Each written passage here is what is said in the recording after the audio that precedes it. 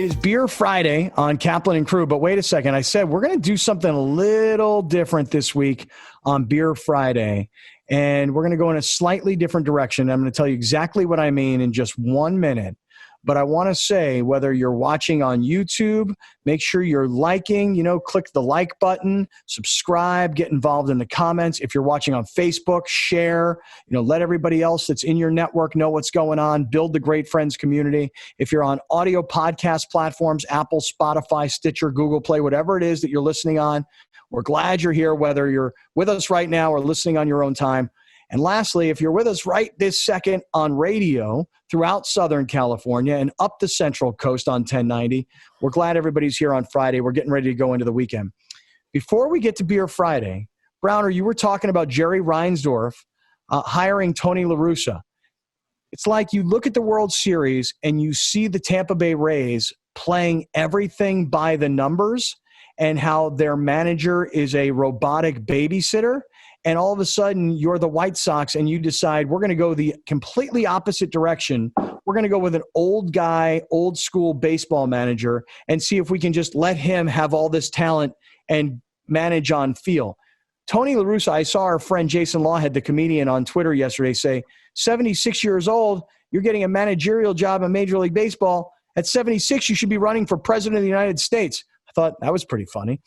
Tony La Russa as the manager of your Chicago White Sox is a disaster, and it's a terrible hire. And I love what you were saying, man. What is you doing? All right. You guys ready to get into the weekend? What do you say, Grande? You ready to roll? You know me. This is my favorite segment of the week. A, because it's our last segment of the week, and it's the weekend. And then B, because we get to drink to finish it off. You love this. You love this. So today, rather than going with our regular Beer Friday where we talk to all these breweries, last week it was Sierra Nevada. Week before that, I want to say it was Coronado Brewing, Epic, Latchkey, Hess, Ballast Point, Stone. We've talked to all of these breweries.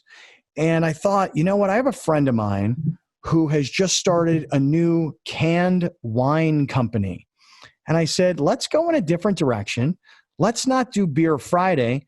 Let's put wine into Beer Friday. But now it's got me thinking this. What do you guys think? What if we go back to Wine Wednesday and we have Beer Friday? Ooh. I was thinking one day a week, we could just call it Alcohol Friday. But, if we want to do this twice a week, I'm down. Yeah. All right. I want you guys to meet Jessica Hirschfield. She has a company called Just Enough. It's a canned wine company, and she's in Northern California. She's from San Diego, but she's living in Northern California right now. She can tell you more about that. And I can't wait to try this because I tell you guys every week, like beer to me, I'm a bottled beer drinker or pour a beer in a glass. Beer in a can it's not, I don't know. I'm not a fan per se, but everybody's canning their beer. I always think of wine as coming out of a bottle, right? But now Jessica's got canned wines. I can't wait to hear all about it. Here's Jessica Hirschfield from Just Enough. Hi, Jessica. Hi, and thank you for having me and letting me commandeer your traditional beer time. I appreciate it. Well, thanks for being here. Give us, if you don't mind, kind of get us started with the story of how you start this company, Just Enough, because, you've been in all kinds of industries, tech industries. You've lived around the world.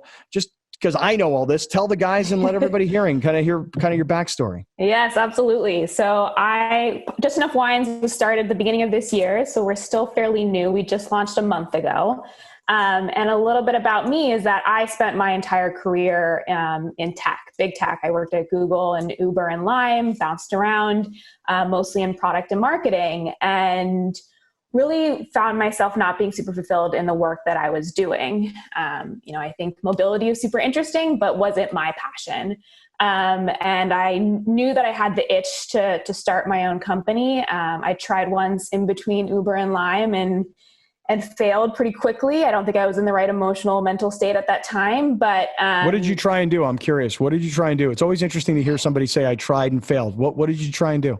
Great question. And I have a theme in my life around alcohol, apparently. But I tried to start an alcoholic popsicle company.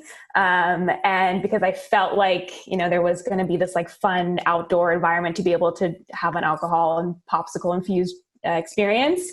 Very quickly got into how difficult the laws and regulations are around spirits and frozen goods, and went into a tailspin around that. You want to know something? It's funny you say this, Jessica, because I swear to you, and I go to Costco and sometimes I take my kids, and they have some product. I don't know what it is. It's like an Otter Pop with booze in it. You know?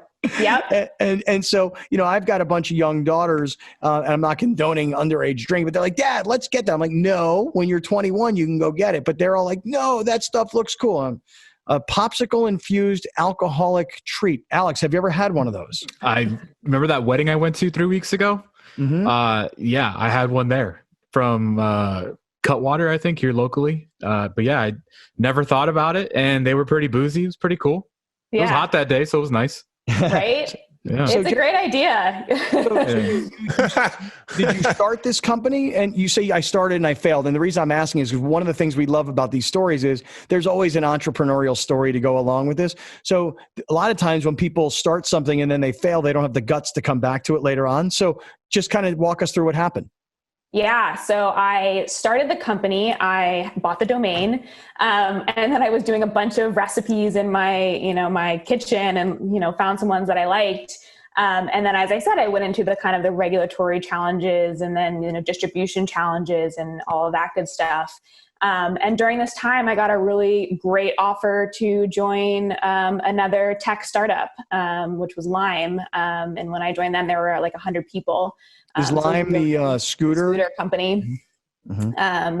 And, I think I was emotionally kind of distraught by all of the challenges that I was facing and saw this great opportunity and jumped on it then, and was there for about a year before I realized again that like tech and massive companies was not really my jam.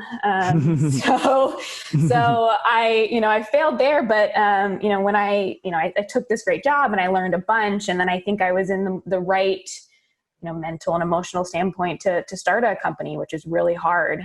So how do you start a wine company? Because I think of people as starting wineries, like they buy property, they grow grapes, they smash them, they bottle them. I mean, I think, but when you can wine, that means that, at least I'm going to be curious to hear, somebody else makes it, or maybe do you create your own recipe? How does that work? Hey, I'm going to start my own wine company. I'm going to can my own wine. I'm going to sell subscriptions and ship wine. How does that happen? Yeah, it's a great question. And I knew nothing about the wine industry when I started this. But what I learned very quickly is that there is this whole massive, what they call bulk wine market.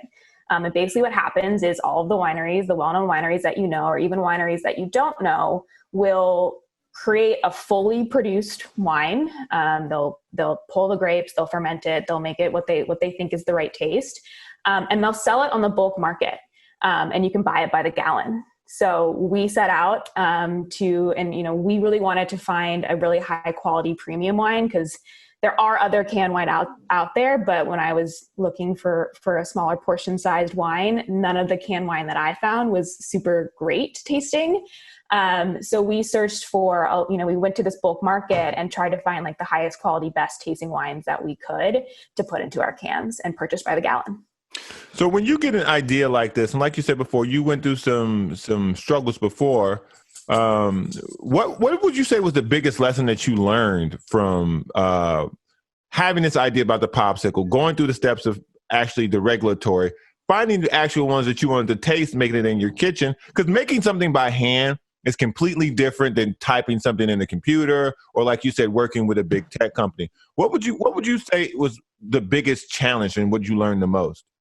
Yeah, it's a good question. And I think, I did want, when I knew that I wanted to start a company, I wanted something that I could physically see and sell. Mm-hmm. And I think the popsicles was really fun, but it wasn't actually solving a use case that I had on a day-to-day basis. It's like a fun, exciting product, where for me, the cans were important because I would have I had the use case where I'd open a bottle of wine and I would either drink too much of it that night and feel bad about myself the next day, or I would, end up wasting the wine a couple of days later because it would go bad. And so there really was a use case that I was solving for myself. And so I think what the lesson learned was I really needed something that like motivated me, that was going to, have a good experience for me in my life that I could then share with other people. But I have a question. Was there any product on the market at the time where you were like, okay, see, I drink this bottle of wine, I'm having a glass, I'm closing it, I never get back to it, I spoiled it, whatever, or I overdrank. Okay. Was there a product on the market where you're like, okay, little cans like Red Bull cans, there's already something out there that exists. Was there? There are canned wines out there. Okay. So I got to say, I've never heard of them until now, and I've never ever had a glass, or I've never had a sip of a canned wine. Yes. So there are other canned wines out there, and there have been some for a couple of years. Okay. What I will say is that what I was disappointed in them is that either they were bigger than I was looking for. So the cans were either half a bottle or more, which is more than I wanted on any given night.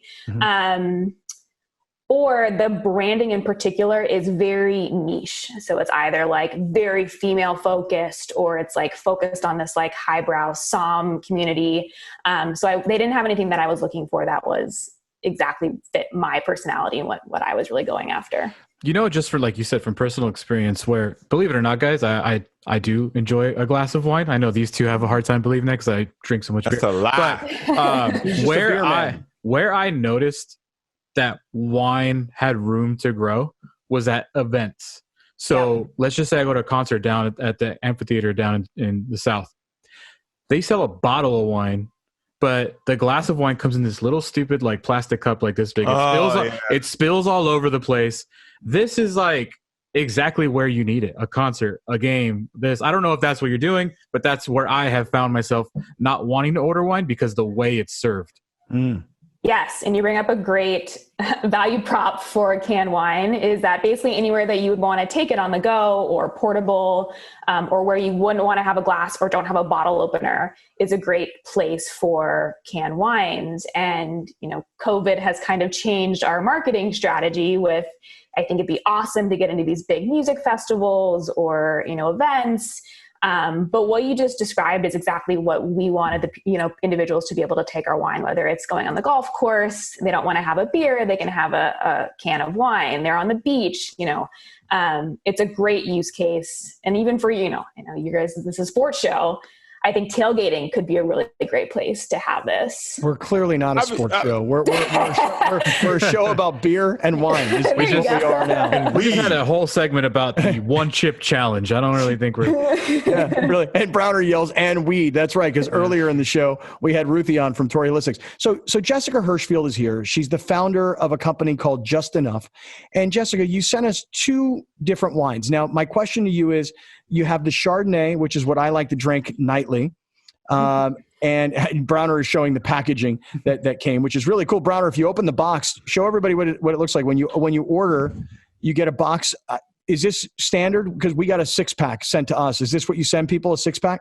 Yep. So we have our 6-packs, and they can either order the individual type, so they can get 6 of the Pinot, 6 of the Chardonnay, or they can do the mixed pack like you guys got. Okay. So right now, are you with 2 wines, a Pinot and a Chardonnay?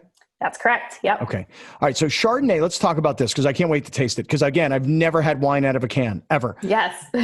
So if I'm going to have a glass of wine at night, I'm going to drink a glass of Chardonnay. I'm not really a red wine drinker. A lot of acid. Sometimes it wakes me up in the middle of the night. That kind of stuff. So but if I'm going to tell me, huh, buddy? Well, not so much the tummy. It's like just like red wine can really get to your esophagus, But if I were going to drink a red wine, I would always drink a Pinot because it's lighter than a Cab, but it's still really rich and flavorful. Yeah. But I'm a Chardonnay. I'm admitting it. I'm a Chardonnay drinker. I like a buttery Chardonnay. Okay. So how would you describe the Chardonnay from Just Enough? Yes, and we are a little bit of the opposite of that. This is good. I'm open to try. Yes, I'm interested to see what you think. Our Chardonnay is actually from Oregon. So it's not going to be your like butter bomb that you're used to from the Napa Chardonnays, but it's going to be your super high quality, more crisp, refreshing Chardonnay. And we purposely wanted to do that because I think the crisp, refreshing style lends itself better to the can as opposed to a really big oaky Chardonnay.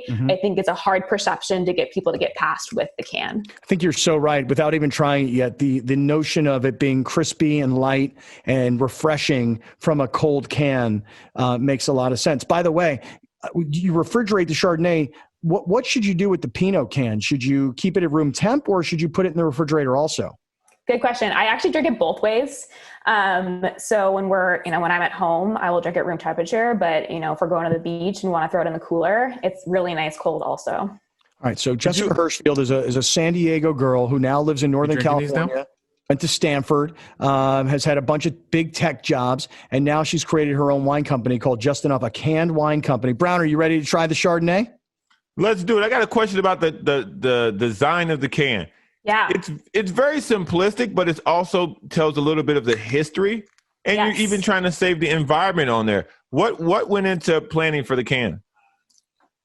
So what's really fascinating is when I did some research into the wine industry is that the bottle itself is actually the biggest carbon footprint contributor to wine. And the reason why is that the weight of the bottle is really heavy when it comes to transporting, but also all the additional packaging that goes into the protecting the wine bottle is really bad on the environment.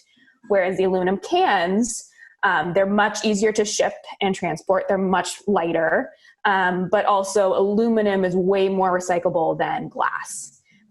So it's a better, choice from an environmentally friendly standpoint when it comes to drinking wine.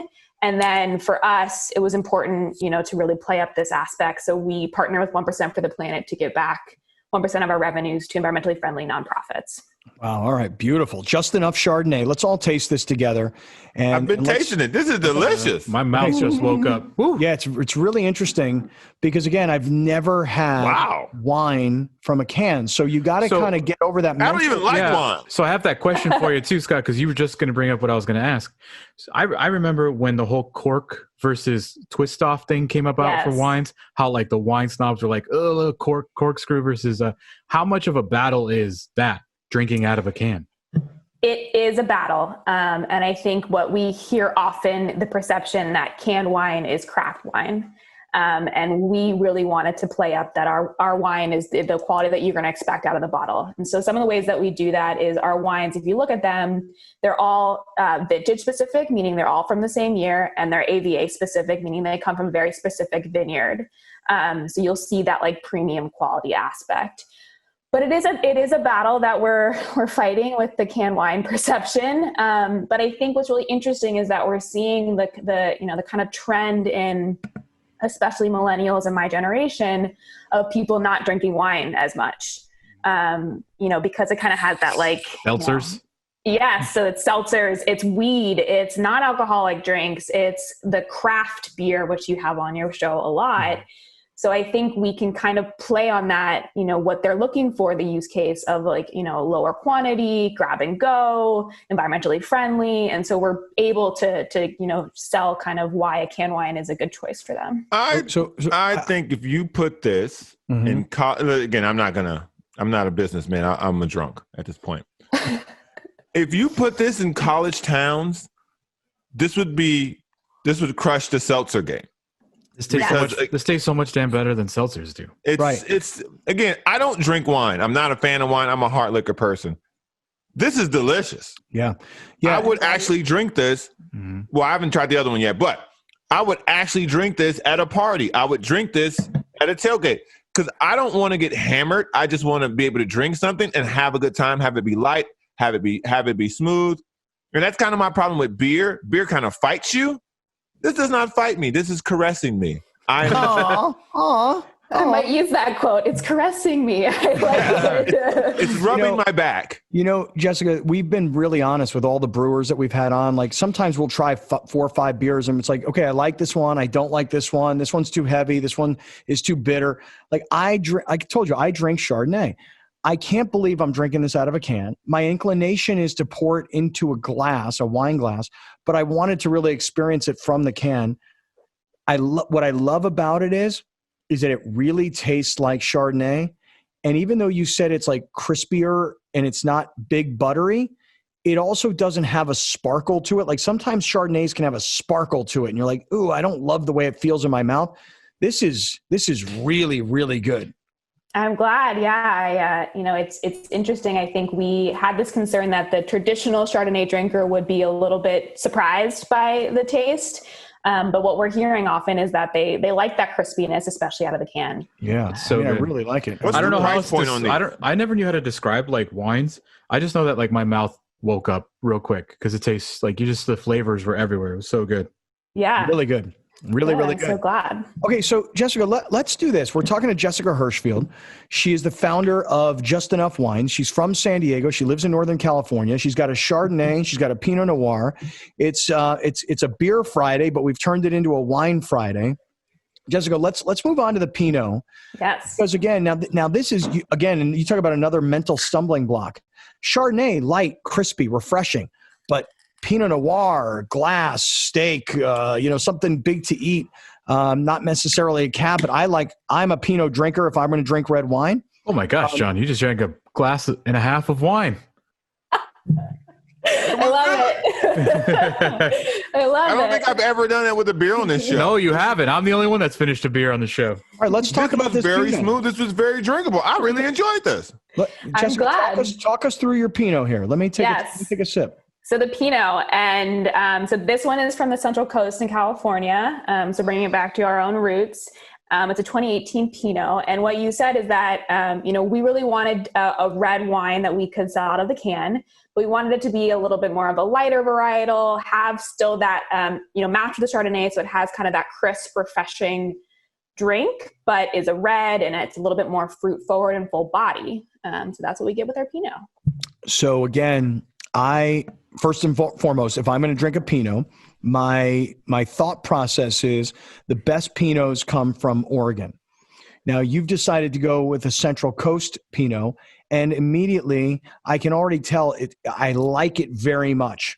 I'm so surprised. I mean, I got to be honest. I really am surprised because I can imagine being at a tailgate party going, "Yo, why don't you throw me one of those cans of Pinot?" And then you drink on it, and you're like, it's so smooth tasting, very easy drinking. Yes. So we spent a lot of time sourcing our wines, and we sourced from all over the coast of California, including Oregon. But it's funny when when I went into the wine industry, I had kind of this perception that you go into wine tastings and they'd have this highbrow, like you're supposed to taste, tobacco and whatever, horse manure. And it was the complete opposite. When I tasted my wines with our winemaker, he was like, would you drink this? Do you like it? Yes, no. Would you drink a whole can of it? Yes, no. Would you drink more than a can of it? Yes, no. And that was kind of how we found our wines. And this is a really smooth one that we really loved with the Pinot.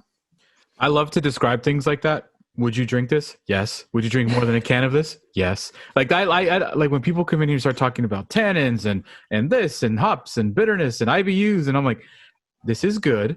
You will drink this, and you'll probably have a second can. Yes. Well, in each can is a glass and a half of wine, right? Exactly. It's a third of a bottle. Okay. So let me ask you this, because we're running out of time. How do people now get this? Is it a subscription? Do you sign up and then you send it over and over again? Because I can tell you right now that 6 cans of each is not enough. I mean, you got to have more on hand, right? Yes. So we sell online, justenoughwines.com. You can buy them one-off. And as I said, you can buy them in the individual. If you want just the Chardonnay, you can do that, or just the Pinot or the mix. And so you can buy them one-off, or you can opt to a subscription, and you can choose how many cases you want to come at a time and how often you want them to come. Is it expensive? I mean, I'm just curious. Like, in other words, if you ordered 6 cans of Chardonnay, how much does that cost? I mean, let's tell people. So the 6 cans is $45 for the Chardonnay. That's 2 bottles worth. Got it. And then the Pinot is $48. And the mix pack is $46.50.